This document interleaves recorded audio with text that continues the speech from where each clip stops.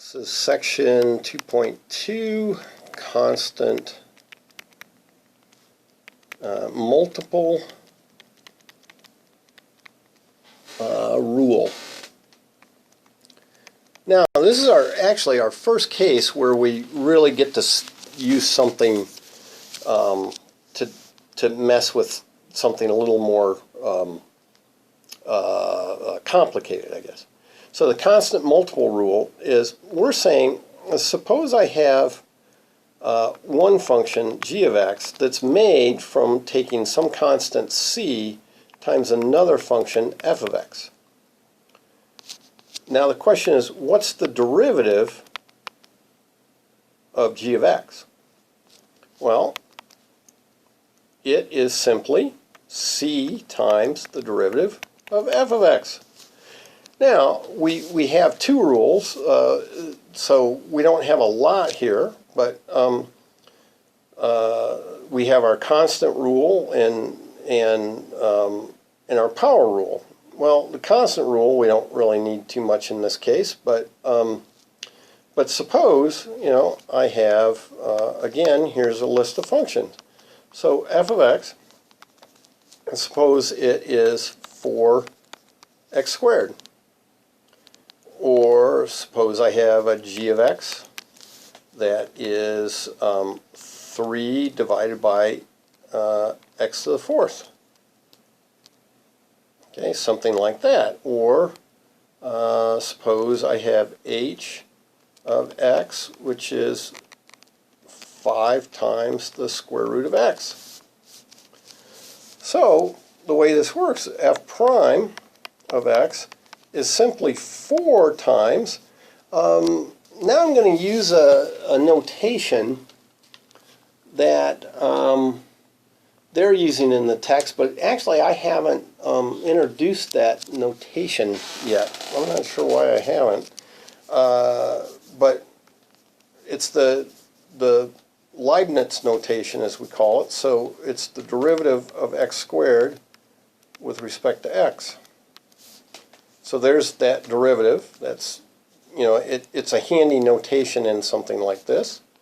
And so, I get 4, but I know the derivative of x squared. It's 2x. Okay, 2x to the 1. Now I can multiply that and get 8x. So there's my answer. So you see, because I know this rule about the constant multiple, I can split up that original function and deal with it that way. Now, this g of x is the same thing as 3x to the negative 4, and so g prime of x here is 3 times the derivative of x to the negative 4 with respect to x. Okay, but I know that derivative, so that's 3 times, I take the negative 4, x to negative 4 minus 1, or negative 5, and so I have 3 times negative 4, that's negative 12, x to the negative 5. Now, if I want, I guess I could write that as negative 12 over x to the 5th. Okay, but I just separate them out, do them one at a time. And so here, again, I probably want to rewrite this as x to the 1/2, so it looks like a power rule. And so now h prime of x is equal to 5 times the derivative of x to the 1/2 with respect to x. So that's 5, and then we have 1/2 times x to the 1/2 minus 1, so that's negative 1/2, like that, and so that's 5/2 x to the negative 1/2. Now again, I can leave it like that. That's perfectly fine. Or I could say, well, that's 5 over 2 times the square root of x, like that. Or write it as x to the 1/2 in the bottom, or something along those lines. But this is fine up here. And so those are our derivatives. Now, so where does this, something like this constant, put that constant rule come from? Well, so I want the limit as h goes to 0 of c times f of x plus h minus c times f of x all divided by h. Well, so this is equal to the limit as h goes to 0.